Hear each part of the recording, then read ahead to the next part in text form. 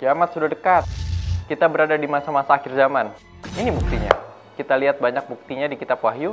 Kitab Wahyu yang sudah memprediksikan tentang masa depan. Tunggu. Apakah sesimpel itu? Benarkah ada masa depan kita dalam Kitab Wahyu? Nanti kita bahas. Namun ada hal yang sebenarnya jauh lebih penting untuk kita bahas di Kitab Wahyu ini. Ayo kita mulai.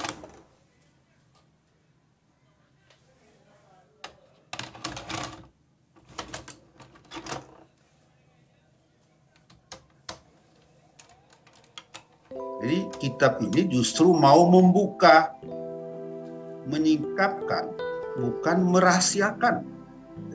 Sering orang lihat kitab Wahyu itu penuh dengan rahasia, tapi sebenarnya lewat pelbagai simbol, dia sedang membuka sesuatu. Apa yang mau dibuka?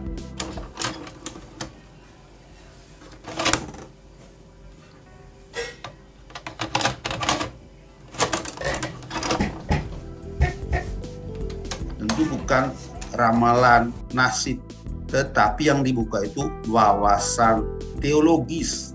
Orang bilang kebenaran iman tentang Allah, tentang kehendak Allah, tentang rencana Allah bagi manusia dan dunia.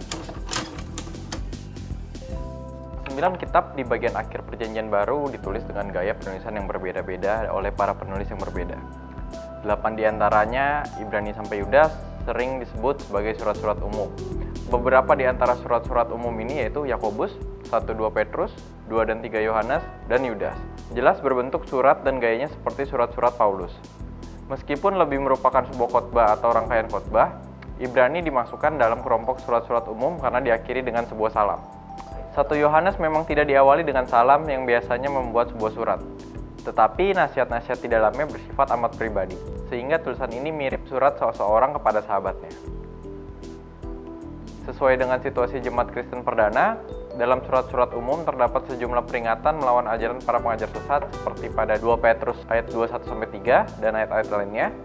Lalu ada nasihat untuk hidup saleh seperti pada Yakobus 2 ayat 14-26 dan ayat lainnya, dan untuk saling mengasihi pada Ibrani 13 ayat 1-2 serta ayat-ayat lainnya.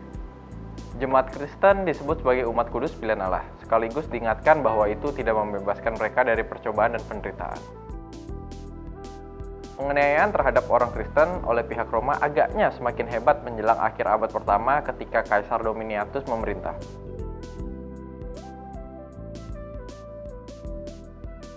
Sebagian besar surat-surat umum berbicara tentang penderitaan orang Kristen.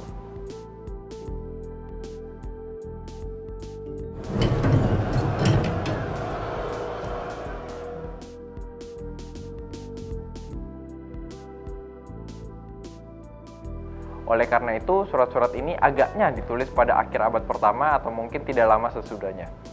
Situasi jemaat Kristen yang teraniaya tergambar jelas dalam Kitab Wahyu, kitab terakhir dalam Perjanjian Baru.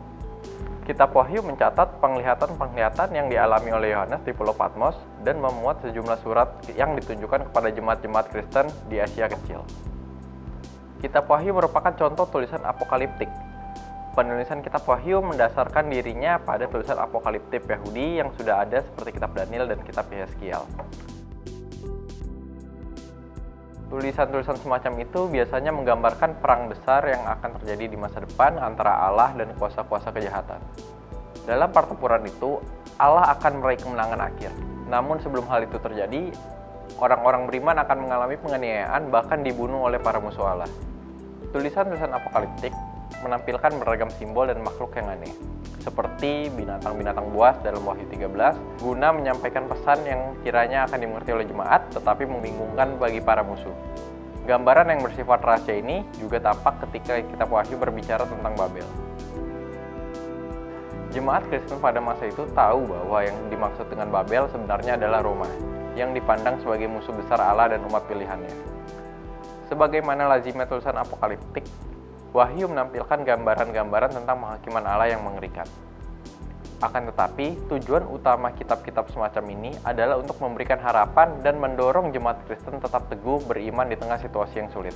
Hal itu tampak dalam bagian akhir Kitab Wahyu yang menampilkan gambaran indah tentang langit dan bumi yang baru yang akan diciptakan Allah kelak pada akhir zaman. Jadi mari sahabat Alkitab, teruslah hidup dan bersemangat, muliakanlah Tuhan dalam setiap waktu kita. Tuhan Yesus memberkati. Salam Alkitab untuk semua.